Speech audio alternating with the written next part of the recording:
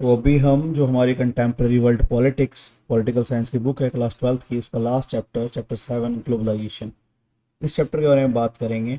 मैं पूरा एक्सप्लेन करने वाला हूँ इस चैप्टर को, जिससे आप लोगों को एग्ज़ाम टाइम पे रिवीजन में हेल्प मिले। ओके, तो ग्लोबलाइजेशन है क्या, पहले ये जानते हैं थोड़ा सा। ठीक है, हिंदी में इसको वैश्वीकरण बोला जाता है। क्लियर है, विश्व का एकीकरण, ग्लोबलाइजेशन, वैश्वीकरण, यहाँ से क्लियर हो रहा है। ठीक है, एंड सबसे बड़ा जो की रोल है यहाँ पर टेक्नोलॉजी का है, स्पेशली इंटरनेट टेक्नोलॉजी का। उसकी वजह से जो ग्लोबलाइजेशन की बात है ना, ये सच हो पाई है। एंड साथ ही स्टार्टिंग में पोस्टर आपको देखने को मिल रहा है वर्ल्ड सोशल फोरम का, WSF का, एंड ओपन स्पेस, जहाँ पर बहुत सारे बातें निकल कर आ रही है जो रिलेटेड है ग्लोबलाइजेशन के बारे में। न्यू लिबरलिज्म यहाँ पे एक वर्ड यूज़ हुआ है। ठीक है, एंड कौन चार्ज है ये पूछा जा रहा है कि कुछ नहीं पता है, कहीं का काम कहीं पर हो रहा है। ये सब इस चैप्टर के अंदर हम डिस्कस करने वाले हैं। तो ये वर्ल्ड सोशल फोरम है ना, ये क्रिटिक है इस ग्लोबलाइजेशन की मुहिम की। ठीक है, ये वर्ल्ड सोशल फोरम क्रिटिसाइज करती है ग्लोबलाइजेशन को। यहाँ पे एनजीओज के बारे में बात की जा रही है कि ये इम्पीरियलिज्म के एजेंट है। ठीक है, काफ़ी ज़्यादा कंफ्यूजिंग है एंड करप्ट और मिसलीड करते हैं लोगों को, भीड़ को। ठीक है, काफ़ी सारे आरोप लगते हैं। बहुत सारे एनजीओज हैं जो इंडिया के अंदर काम कर रहे हैं, वो बाहर से फॉरेन फंडिंग लेते हैं एंड इंडिया के अगेंस्ट काम करते हैं। तो वो यहाँ पे बात निकल कर आती है। काफ़ी सारी थ्योरीज चलती है, कंस्पिरेसी थ्योरी चलती है बहुत सारे लोगों के बारे में, जिसमें जॉर्ज सोरोज एक नाम है। ठीक है, ये सारी चीज़ें तो उसको जानते हैं। अभी इस चैप्टर के बारे में हम चैप्टर शुरू करते हैं हमारा, द कॉन्सेप्ट ऑफ ग्लोबलाइजेशन। यहाँ पर एक जनार्दन का जिक्र हो रहा है। यहाँ पर जनार्दन वर्क्स है ना कॉल सेंटर। मैं आपको एक बात बताता हूँ, जैसे कॉल सेंटर्स है ना, इंडिया अब जाहिर सी बात है डॉलर, तो एक तरीके का इंटरनेशनल करेंसी है, पूरा ट्रेड वगैरह सब उसमें डॉलर में हो रहा है। एंड वहाँ पर क्या है कि काफ़ी ज़्यादा स्ट्रिक्ट लेबर लॉज हैं यूएस के अंदर। मेरा एक फ्रेंड है, वो कनाडा के अंदर काम करता है एक शॉप के अंदर, उसको पर आवर $20 मिलते हैं। ठीक है, पर आवर $20। बट वहाँ का लाइफ स्टैंडर्ड है, जो लाइफ स्टाइल है वो काफ़ी महंगा है, वहाँ के हिसाब से वो कुछ भी नहीं है। बट इंडियन रुपीज़ में उसको कन्वर्ट करें तो वो पर डे कितने रुपए कमा रहा है, ₹50 का मान लें, कैनेडियन डॉलर को, कनाडा के अंदर है वो। तो वो ₹1000 पर आवर कमा रहा है। वो 8 घंटे काम करेगा, ₹8000 कमाएगा। ठीक है, पर डे 8,000। मंथ का कितना हो गया? अगर हम 8,000 को 30 से मल्टीप्लाई करें तो 2,40,000 रुपीज़ इतना पे करना पड़ रहा है वहाँ पे एक शॉप के अंदर काम करने वाले के लिए। ठीक है, इंडिया के अंदर जनार्दन एक कॉल सेंटर में काम करेगा, जो नाइट शिफ्ट में काम करेगा यूएस के टाइम के अकॉर्डिंग। बट यहाँ पर जनार्दन को कितना पे करना पड़ेगा? मैक्स टू मैक्स 20 से 30 हज़ार रुपये। तो यहाँ पर ये दिखा रहा है। इससे क्या फ़ायदा भी हो रहा है, जो अंडर डेवलपिंग नेशंस हैं उनके वहाँ पे काम आ रहा है, रोज़गार मिल रहा है। एंड वहाँ पर इन बड़े बड़े जो कंपनीज हैं इनको भी फ़ायदा है, ज़्यादा इनको पे नहीं करना पड़ रहा। तो वो सारी चीज़ है। एंड यहाँ पे बताया जा रहा है कि जो इंडियन कैलेंडर के अकॉर्डिंग उसको छुट्टियाँ नहीं मिल रही है जनार्दन को, वहाँ पे यूएस के अकॉर्डिंग से छुट्टियाँ मिल रही है। क्रिसमस की छुट्टियाँ मना रहा है वो, दिवाली की छुट्टियाँ उसे नहीं मिल रही है। तो ये सारी चीज़ें हैं। जो कॉर्पोरेट सेक्टर में काम करते हैं, आपके बड़े भाई बहन या आपके कोई नोन, वो बेटर बेटर बता पाएंगे इस चीज़ को, आप उनसे समझ पाएंगे। ओके, तो ये चीज़ यहाँ पे दिखाई गई है, इसके बारे में बताया गया है। एमएनसीज के बारे में बताया गया है। टर्म बहुत ज़्यादा देखने को मिलेगी हम ग्लोबलाइजेशन इस चैप्टर के अंदर। एमएनसी, एमएनसी का मतलब है मल्टीनेशनल कंपनी। ठीक है, कि कंपनी एक किसी दूसरे देश की है बट वो पूरी दुनिया में फैली हुई है। ठीक है, मल्टीनेशनल कंपनी है वो। यहाँ पे इनका जिक्र देखने को मिलेगा। जैसे इंडिया के अंदर बात की जाए तो जो हमारी टाटा है वो भी एक मल्टीनेशनल कंपनी है। बाहर से एप्पल, सैमसंग, ये सब क्या है, बड़े बड़े जाइंट्स हैं, ये मल्टीनेशनल कंपनी है। ओके, फेसबुक जो आज की डेट में मेटा बन चुका है, माइक्रोसॉफ्ट, एप्पल, गूगल, ये सब मल्टीनेशनल कंपनीज हैं। Okay, Amazon. तो अब आगे चलते हैं थोड़ा सा एंड बात करते हैं इस चैप्टर के बारे में। एंड आपने देखा होगा कि बहुत सारी चीज़ें मेड इन चाइना हैं। ठीक है, एप्पल का प्रोडक्ट है चाइना में बन रहा है, क्योंकि वहाँ पे स्किल्ड लेबर है, लेबर वहाँ पे सस्ता है। कंपनी अमेरिका की है, बट इसको जो जिस कंट्री की कंपनी है ना, सारा पैसा वहाँ पे जाता है, एक तरीके से उनको बूस्ट मिलता है उनकी इकोनॉमी से। तो दोनों का फ़ायदा है यहाँ पर, बट कई बार ये नुकसान भी साबित होता है। तो ये सब भी हम डिस्कस करेंगे इस चैप्टर के अंदर। ओके, अब आगे चलते हैं एंड देखते हैं कि इसका क्या मतलब इम्पैक्ट्स हैं। ठीक है, अफेक्ट क्या है, पॉलिटिकल इम्पैक्ट इसका, economic impact, social impact, cultural impact, ये सब हम इस चैप्टर के अंदर डिस्कस करेंगे। ओके, आई होप आपको समझ आया होगा ग्लोबलाइजेशन है क्या।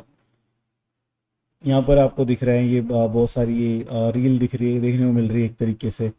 तो ये क्या शो कर रहा है? This chapter has a series of images about political, economic and cultural aspects of globalization taken from different parts of the world. तो यहाँ पर एक आप ये देख सकते हैं कि फॉरेन टूरिस्ट है शायद, ये ट्राइबल को देख रहा है। ये ग्लोबलाइजेशन की वजह से पॉसिबल हो पाया कि हम एक दूसरे की यात्रा कर रहे हैं देश की, वो सारी चीज़ें। यहाँ पर विकीपीडिया का शायद एक पेज देखने को मिल रहा है जहाँ पर मल्टीपल कंट्रीज़ के बारे में बताया गया है क्या चल रहा है। एंड ये वर्ल्ड लीडर्स, पता नहीं, ये मैं देख नहीं पा रहा, काफ़ी छोटा है। तो ये कल्चर का इम्पैक्ट वगैरह वो सब यहाँ पे दिखाया गया है। यहाँ पर क्या, ये some farmers committed suicide because their crops failed, they had bought very expensive seeds supplied by a multinational company। Consequences दिखा रहे हैं यहाँ पर उसके। An Indian company bought a major rival company based in Europe despite protest by some of the current owners, many retail shopkeepers fear that they would lose their livelihoods if some major international companies open retail chains in country। Okay, इनको समझते हैं। अभी क्या है कि आज आप खुद एक चीज़ देखें, अभी हमें कुछ मंगाना है, कुछ खरीदना है, तो हम क्या है कि अपनी आज लाइक कपड़ों का एग्जांपल ले लें। आज की डेट में जो पहले मिडिल क्लास के लोग हुआ करते थे वो शॉप पे जाके कपड़े खरीदा करते थे, ठीक है। अब वो शॉप पे जाने के बजाय मॉल्स में जा रहे हैं, बड़े बड़े इंटरनेशनल चेन्स के कपड़े खरीद रहे हैं। एंड अभी वो भी एक फेज खत्म हो रहा है। अभी क्या है, ऑनलाइन शिफ्ट हो गया सब। जो छोटा रिटेल शॉपकीपर है, जो आपके गली नुक्कड़ में जिसकी दुकान है, गली मोहल्ले में जिसकी दुकान है, उसकी सेल काफ़ी ज़्यादा कम हो चुकी है इन बड़े प्लेयर्स के इन मार्केट में आ जाने की वजह से। तो वो इसका एक कॉन्सिक्वेंसेस देखने को मिल रहा है, एक थ्रेट देखने को मिल रहा है, ठीक है। हमारे यहाँ का कल्चर पूरा एक तरीके से चेंज हो रहा है। यहाँ पर क्या आ रहा है, militant group issued a statement threatening college girls who wear western clothes. ये ज़्यादातर इस्लामिक कंट्रीज में हमें देखने को मिल रहा है, ठीक है। ये प्रॉब्लम देखने को मिलेगा काफ़ी ज़्यादा। मलाला को गोली मारी गई, वो स्कूल जा रही थी, ठीक है, और बाद में उसको नोबेल प्राइज़ मिलता है, वो सारी स्टोरी है, वो अलग चीज़ है। बट कहीं ना कहीं वो उसका शिकार थी ना, क्योंकि जो ये वेस्टर्न एजुकेशन है इसके खिलाफ है वो एक तरीके से। वो ट्रेडिशनल की बात करते हैं, अपने ट्रेडिशनल जो क्लोथिंग फॉलो करो, ट्रेडिशनल टीचिंग्स को फॉलो करो, ना कि आप ये साइंस वगैरह की तरफ जाओ। तो वो कहीं ना कहीं उसके पॉजिटिव इम्पैक्ट भी है, नेगेटिव भी है। तो कल्चरल शॉक देखने को मिलता है वहाँ पे। जो एक्सट्रीमिस्ट ग्रुप्स हैं, मिलिटेंट्स हैं, वो इस चीज़ को भी सिरे से नकारते हैं। वो कहते हैं कि नहीं, आप अपने ट्रेडिशन को फॉलो करो, अदरवाइज आपको कॉन्सिक्वेंसेस झेलने होंगे। तो इसी के चलते वहाँ पे उन्हें थ्रेट भी किया जाता है। एंड काफ़ी बार कुछ मिस हैपनिंग भी हो जाती है। एंड उसका सारा जिम्मा किस पे डाल दिया जाता है कि ये इन कपड़ों की वजह से ऐसा हुआ है। तो वो सारी चीज़ें हैं, ठीक है। तो अभी आगे चलते हैं थोड़ा सा, मैं आपको पॉलिटिकल कॉन्सिक्वेंसेस बताता हूँ जो मेन यहाँ पर ये कॉजेज ऑफ ग्लोबलाइजेशन यहाँ पे बात हो रही है कि कारण क्या है ग्लोबलाइजेशन के। यहाँ पे दिखा रहा है डॉलर की पावर को दिखा रहा है, डिजिटल इकोनॉमी, ठीक है। डॉलर से बना है, यूएस डॉलर से बना है, उसकी पावर को शो कर रहा है यहाँ पर, ठीक है। कंप्यूटर, कीबोर्ड, माउस, यहाँ पे देखने को मिल रहा है, स्क्रीन है, तो ये दिखा रहा है। एंड इंटरनेट है। एंड ग्लोबल इकोनॉमी में सबसे बड़ा रोल इस टाइम पे इंटरनेशनल ट्रेड के अंदर डॉलर का है। तो उसके यहाँ पे स्ट्रॉन्ग दिखा रहा है, कितना स्ट्रॉन्ग हो चुका है वहाँ पर। तो जो ग्लोबलाइजेशन है वो एक उसका मेन एलिमेंट टेक्नोलॉजी है, स्पेशली इंटरनेट, ओके। ये बात हमको पता होनी चाहिए। एंड इसकी नीड भी थी एक तरीके से। नीड क्यों थी तो मैं आपको बताता हूँ। यहाँ पर क्या था कि इंडिया 1991 के अंदर अपने यहाँ पे एलपीजी की पॉलिसीज़ को इम्प्लीमेंट करता है, लिबरलाइजेशन, प्राइवेटाइजेशन, ग्लोबलाइजेशन। चाइना अपने वहाँ पे सिस्टमेटिक तरीके से 1978 की ओपन डोर पॉलिसी के थ्रू अपने वहाँ पर जो इकोनॉमिक एक्टिविटीज़ में वहाँ पे एक तरीके से ग्लोबलाइजेशन को अप्लाई कर देता है, वहाँ पे ओपन कर देता है अपनी मार्केट को इकोनॉमिक सेक्टर में। बट जो गरीब कंट्री है, मैं बात करूँगा पॉलिटिकल इम्पैक्ट की, जो छोटे देश हैं उनके पास इतना मतलब बार्गेनिंग पावर नहीं है इन बड़ी कंपनी, बड़े जाइंट्स के सामने, ठीक है। यानी इंटरनेशनल फोरम्स हैं, WTO, IMF, वर्ल्ड बैंक, ये सब। तो ये क्या कहती है कि ये जाहिर सी बात है, कैपिटलिज्म एक तरीके से ग्लोबलाइजेशन के पीछे जो वर्क फोर्स है ना, जो फ्यूल है, वो कैपिटलिज्म है। जो जितना बड़ा ऑलरेडी रिच कंट्री होगी वो ज़्यादा फ़ायदा उठाएगा ग्लोबलाइजेशन का। वो अपने वहाँ अपना चीप में सामान बनवाएगा एंड डंप करेगा उसको इन डेवलपिंग मार्केट्स के अंदर। इंडिया क्या है, इंडिया को एक टाइम पर पहले एक मार्केट की तरीके से ट्रीट किया जाता था कि आप कुछ भी कहीं से भी मैन्युफैक्चर करके ले आओ, चाइना से मैन्युफैक्चर करके ले आओ और इंडिया में डंप कर दो। अभी इंडिया की भी हालत थोड़ी थोड़ी सुधर रही है, हम भी मैन्युफैक्चरिंग हब बनते जा रहे हैं धीरे धीरे। बट अभी ये काफ़ी लंबा रास्ता हमें तय करना है, ओके। यहाँ पर जो बात हो रही है पॉलिटिकल इम्पैक्ट्स की बात करें तो इसमें जो गवर्नमेंट्स हैं उनकी पावर में कमी आई है, ठीक है। जो छोटी कंट्रीज़ हैं स्पेशली उनकी जो पावर है वो कम हुई है। उनको ये पॉलिसीज़ वगैरह अपनी चेंज करनी पड़ती है, वो अपनी मर्ज़ी से काम नहीं कर पाते हैं। उनको जो इंटरनेशनल ऑर्गेनाइजेशंस हैं उनके साथ मिलकर काम करना पड़ता है। वो फिर उनकी जो पॉलिसी मेकिंग का प्रोसेस है उसको स्लो कर देती है। ये इंटरनेशनल ऑर्गेनाइजेशन दखल करती है वो वहाँ पर कि आप ऐसा ये पॉलिसी मत बनाओ, ये मत करो, ऐसा करो, तभी हम आपको लोन देंगे या कुछ और ठीक है। या अगर आप ऐसा नहीं मानोगे, हमारी बात नहीं मानोगे, तो हम आपके साथ ट्रेड में या सैंक्शंस लगा देंगे, आपके साथ ट्रेड नहीं हो पाएगा। तो वो सब चीज़ें यहाँ पर देखने को मिलती है, जिसमें IMF एंड वर्ल्ड बैंक वो बहुत ज़्यादा दखल रखते हैं, आपकी जो पॉलिसीज़ है, गवर्नमेंट्स की पॉलिसीज़ को चेंज करवाते हैं वो, और फिर बोलते हैं कि आप ये पॉलिसीज़ करोगे तभी लोन मिलेगा, अदरवाइज़ नहीं मिलेगा। देन मजबूरी में मानना पड़ता है। जो बड़े जाइंट्स है, गूगल है, ट्विटर है, ये डाटा को लेकर बहुत बड़ा गेम खेलते हैं, ठीक है। इनसे काफ़ी बड़ा एक तरीके का पॉलिटिकल इम्पैक्ट पड़ता है, क्योंकि इनके पास डाटा है, काफ़ी बड़ी मासेस का, जनसंख्या का लोग यूज़ करते हैं इनके प्रोडक्ट। आप जैसे यूट्यूब देख रहे हो, आपकी सर्च हिस्ट्री में आपने क्या देखा क्या नहीं देखा, गूगल पे क्या सर्च किया, सब इनके पास अवेलेबल है। तो ये उसको यूज़ कर सकते हैं आपको मैनिपुलेट करने के लिए, ठीक है। वो बहुत सारे, अभी एक चाइनीज़ कंपनी के लोन वगैरह का काफ़ी ज़्यादा इशू आया था कोविड के टाइम पे, बहुत सारे लोगों ने चाइनीज़ कंपनी के लोन लिए, एंड फिर वहाँ पर क्या है कि वो डाटा उनका पूरा लीक हो गया, वो उनको ब्लैकमेल करने लगे। तो बहुत सारे सुसाइड केस भी हमें इंडिया के अंदर देखने को मिले इन सब चीज़ों की वजह से। तो कहीं ना कहीं ये भी तो एक इम्पैक्ट ग्लोबलाइजेशन का ही है, अदरवाइज़ वो कंपनी कैसे आ पाती, इंडिया में कैसे बिजनेस कर पाती। वो यहाँ पर एक चीज़ मैं आपको क्लियर करना चाहूँगा, ठीक है। अब बात करें कुछ इकोनॉमिक फाइनेंशियल इम्पैक्ट की, इकोनॉमिक इम्पैक्ट की, तो इसमें क्या है, जैसे IMF है, WTO है, इनको काफ़ी ज़्यादा पावर मिल गई है इसकी वजह से, ठीक है। एंड यहाँ पे हम ग्लोबल 20 की बात करते हैं, जो G21 बन चुका है, G20 इंडिया में इसकी मीटिंग हुई थी दिल्ली के अंदर, उसमें बाद में अफ्रीकन यूनियन को भी शामिल कर लिया गया, अभी G21 हो चुका है ये।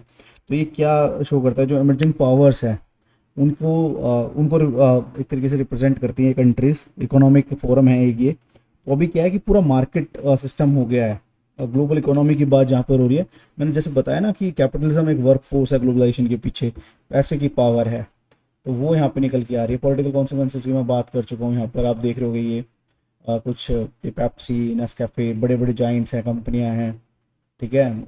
ये कल्चर आप देख सकते हो चेंज हो चुका है बिल्कुल, म्यूज़िक, मूवीज़, इनका टेस्ट बदल चुका है। तो ये सब है, जो वेलफेयर स्टेट का कॉन्सेप्ट है उसको कहीं ना कहीं पे कम कर दिया गया है इन, क्योंकि जो प्राइवेट प्लेयर्स हो प्रॉफिट के लिए काम करते हैं, जो सोशल वेलफेयर कहाँ से करेंगे ये लोग, तो ये अपने हक में पॉलिसीज़ को बनवाएंगे। तो वही वहाँ पे जो फाइनेंशियल बात हो रही है वहाँ पर, तो वहाँ पर भी ये इम्पैक्ट डालते हैं, ठीक है। क्योंकि पूरा मार्केट सिस्टम है, मार्केट में वही टिकेगा, कंपटीशन होगा, कंज्यूमर को बेनिफिट होगा, बट कहीं ना कहीं पे कंज्यूमर को बेनिफिट देने के चक्कर में आपस में ये लड़ेंगे बड़े और प्लेयर्स। प्रॉफिट भी तो बनाना है इन्हें साथ में, सोशल वेलफेयर स्कीम थोड़ी चला रहे हैं कोई वहाँ पर। तो गवर्नमेंट चला सकती थी सोशल वेलफेयर स्कीम्स, तो उनके हाथ एक तरीके से बांध दिए गए हैं, लिमिट कर दिया गया है उनकी इन सोशल वेलफेयर स्कीम्स को। तो प्राइवेट सेक्टर काफ़ी ज़्यादा बढ़ गया है, ओके, एंड फॉरेन इन्वेस्टमेंट्स पे काफ़ी ज़्यादा डिपेंड हो गया है। तो जिसके चलते क्या है कि चाइना भर भर के लोन दे रहा है, श्रीलंका को लोन दिया, अफ्रीका के अंदर लोन दिया, ठीक है। चाइना भी एक बड़ा ग्लोबल पावर बन चुका है फाइनेंशियल, अगर आप मार्केट को देख रहे हो या इकोनॉमी वाइज आप देखें, ओके, जीडीपी की बात करें हम वहाँ पर, तो चाइना एक बड़ा प्लेयर है। बट वो क्या कर रहा है, वो पूरा इंटरफेयर कर रहा है, जिसको वो लोन प्रोवाइड कर रहा है वो उसके इंटरनल पॉलिटिक्स के अंदर काफ़ी अंदर तक घुस चुका है, उसकी फाइनेंशियल जो एक्टिविटीज़ है उनको भी लिमिट कर रहा है, उनकी पूरी पॉलिसी को किस तरह शेप करना है उसमें उसका दखल आ गया है। तो ये सब भी ग्लोबलाइजेशन की वजह से ही हो पा रहा है, ठीक है। कल्चरल मैं बात करूँ, ब्लू जीन्स ये रिप्रेजेंट करती है यहाँ पे यूएस को, ठीक है। इकोनॉमिक कॉन्सिक्वेंसेज आप पढ़ेंगे, मैं एक्सप्लेन कर चुका हूँ, ये सारी चीज़ें आपको इसके अंदर देखने को मिलेंगी, ठीक है। ब्लू जीन्स सिंबल है ग्लोबलाइजेशन का, ठीक है, हमारे कल्चर का पार्ट नहीं था, बट अभी आप यूथ को देखें, हमारे यंगस्टर्स को देखें, वो जीन्स प्रेफर करते हैं। कुर्ता पजामा, धोती कुर्ता, ये ट्रेडिशनल वेयर हुआ करते थे। अभी ये सिर्फ ओकेजनल देखने को मिलते हैं, एथनिक वेयर्स जो हमारे हैं वो सिर्फ ओकेजनल देखने को मिलते हैं, कोई शादी फंक्शन या कुछ ऐसा हो, नहीं तो अदरवाइज वहाँ पर भी जीन्स देखने को मिलते हैं। यूथ में काफ़ी ज़्यादा पॉपुलर है ये चीज़, ओके। तो कल्चरल यहाँ पे हम एक ये कार्टून आया है, कार्टून को पहले डिस्कस करते हैं, ज़रूरी है। ये पहले की बात थी कि finish your dinner, there are people in China and India who are starving. तो पहले बताया जा रहा है कि ये यहाँ पे वेस्ट की कंट्री है, वहाँ पे बच्चा खाना नहीं खा रहा है, तो उसकी मदर उसको कह रही है कि भाई खाना खा ले, वहाँ पर इतने भूखे लोग हैं, भूख से मर रहे हैं, और तो कितना लकी है कि तो खाना मिला हुआ है।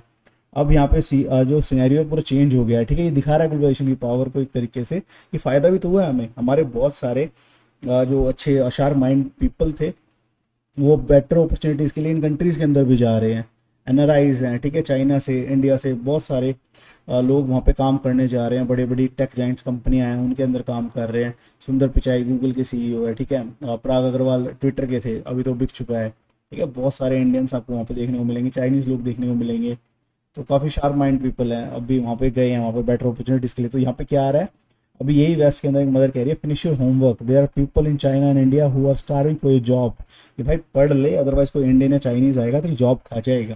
ये कैसे पॉसिबल हो पाया, ग्लोबलाइजेशन की वजह से हो पाया, अपॉर्चुनिटी मिली, ठीक है। तो इसके फ़ायदे भी है, नुकसान भी है।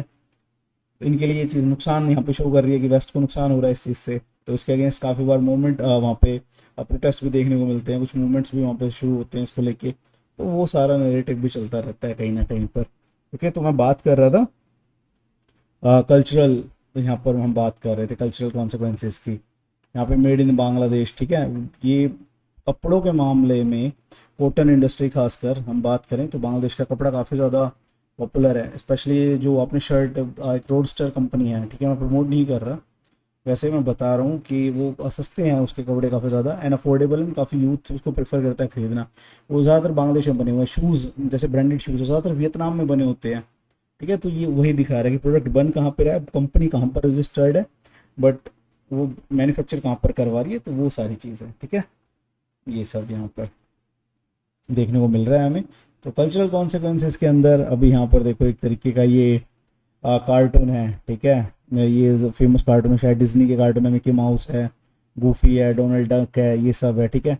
ये क्या शो कर रहा है कि हमारे यहाँ के बच्चे भी तो कार्टून देखना पसंद करने लगे ना, और वहाँ के कल्चर को हमने फॉलो करना शुरू करा। ये विंडोज़ देखने को मिल रही है, ये कैन उड़ती हुई आ रही है, ये सिम्बलाइज कर रही है पेप्सी को, कोक को, ठीक है। टीवी आ रहा है, टेक्नोलॉजी आ रही है, कंप्यूटर आ रहा है, ये सब चीज़ें ग्लोबलाइजेशन एक तरीके का आ रहा है, इन्वेडिंग न्यू मार्केट्स। तो नई मार्केट्स में पहुंच बना रहे हैं ये लोग, ठीक है। जो थर्ड वर्ल्ड कंट्रीज थी, अंडर डेवलपिंग कंट्रीज थी, उसके अंदर तो ये चीज़ वहाँ पे शो की जा रही है, ठीक है। तो इसके अंदर आपका क्या है कि टेक सबसे ज़्यादा बात करें हम, उस पर डिपेंड करता है। मैं जिसको बोल चुका हूँ इंटरनेट बैकबोन है इसकी, ठीक है। फास्ट फूड चेन हमारे यहाँ पर आ गई है काफ़ी ज़्यादा, मैकडी है, बर्गर किंग है, वेंडीज़ है, ये सब कहाँ से आ रहा है, केएफसी है। तो ये सब का भी एक रूल है हमारे कल्चर में, ये शामिल हो चुके हैं अभी। काफ़ी वेस्ट को ज़्यादा फ़ायदा हो रहा है, उसको वैलेंटाइंस डे इंडिया के अंदर मनाया जा रहा है, ठीक है।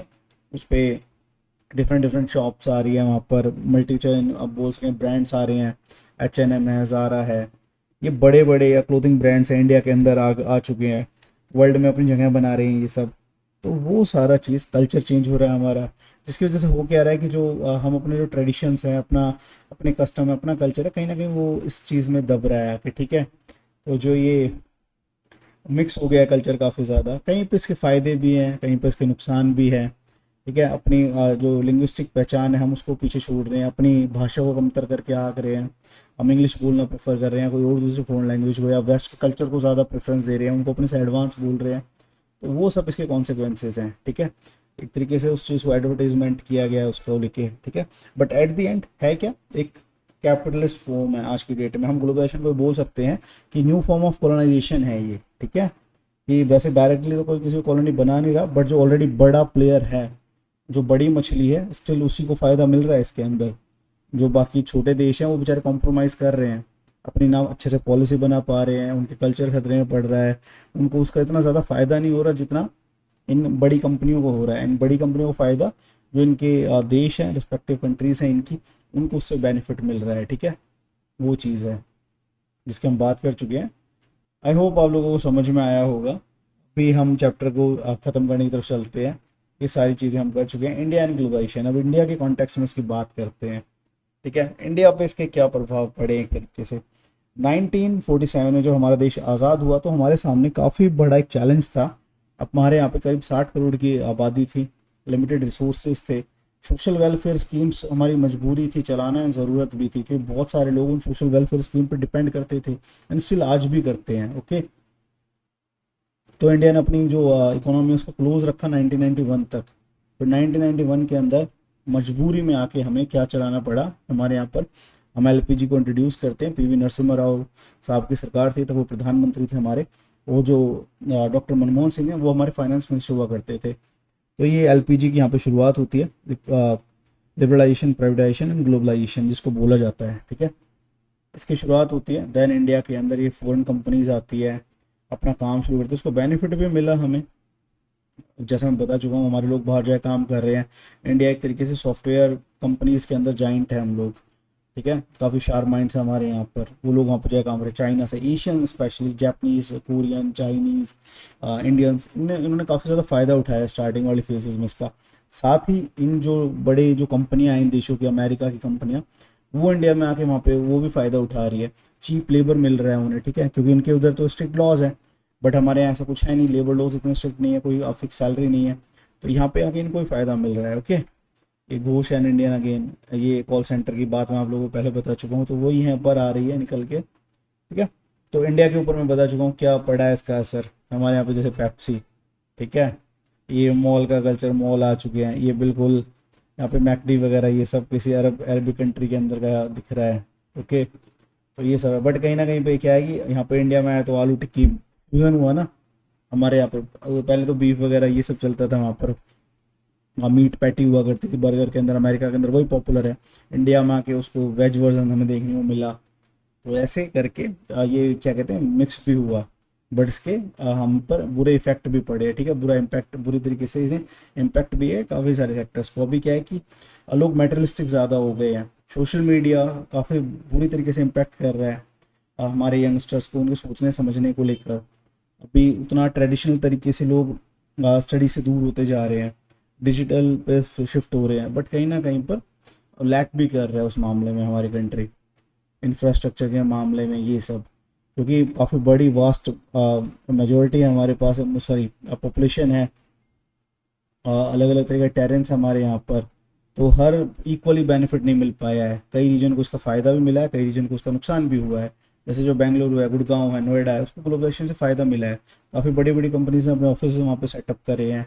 एंड वहीं पे जो हमारे फार्मर्स वगैरह, जो पेप्सिको है, नेस्ले है, ये कंपनियां हैं, इनके चंगुल में फंस रहे हैं, ठीक है, हमारे फार्मर्स, इनकी वजह से इनको वहाँ पर क्या है कि सब्सिडी देने में इनको प्रॉब्लम आ रही है। ये कहते हैं कि सब्सिडी नहीं देनी है, या इनसे डील कर रहे हैं, फिर वो फंस रहे हैं इनके जाल में एक तरीके से, ठीक है। तो वो सारी चीज़ है, इनसे सस्ते में लेके इन्हीं के प्रोडक्ट्स को बाद में महंगा करके बेच रहे हैं ये मल्टीनेशनल जो ब्रांड्स हैं या कंपनियां हम बोलें, तो वो सारी चीज़ें हैं। आई होप आपको समझ में आया होगा। अब थोड़ा सा आगे की तरफ चलते हैं। Okay, India and resistance to globalization, तो एक WSF की यहाँ पे बात हो रही है, ठीक है। The first meeting was organize in Porto Alegre, Brazil. 2001 में इसकी फर्स्ट मीटिंग हुई थी WSF की, द वर्ल्ड सोशल फोरम। ये भाई क्रिटिसाइज करता है, एक और ग्लोबल प्लेटफॉर्म है ये जो ग्लोबलाइजेशन को क्रिटिसाइज करता है, ठीक है। ये यहाँ पे बात करता है ह्यूमन राइट्स की, एनवायरमेंटलिस्ट है इसके अंदर, लेबर, यूथ, वुमेन एक्टिविस्ट, ये सब बातें हैं इसके अंदर। एंड ये कहीं ना कहीं पर इस चीज़ को लेकर बात करते हैं कि जो ग्लोबलाइजेशन है उससे नुकसान भी हो रहे हैं, जो ये थर्ड वर्ल्ड कंट्रीज़ हैं, अंडर डेवलपिंग कंट्रीज़ हैं, इनको उससे फ़ायदा कम नुकसान ज़्यादा है, ज़्यादा उन्हें पे करना पड़ रहा है जितना उन्हें बेनिफिट नहीं हो रहा उसके एवरेज में। ओके, तो ये यहाँ पे बात करते हैं इसके। 2004 में मुंबई के अंदर इसकी मीटिंग हुई WSF की, एंड नेपाल फरवरी के अंदर नेपाल में हुई है 2024 में WSF की मीटिंग। तो ये MCQs में आपको आ सकता है, पूछा जा सकता है आपसे। तो यही सारा था, ठीक है। इसका हेडक्वार्टर है पोर्टो एलेग्रे, ब्राज़ील के अंदर। WSF का जनवरी 2001 में ये बना था WSF,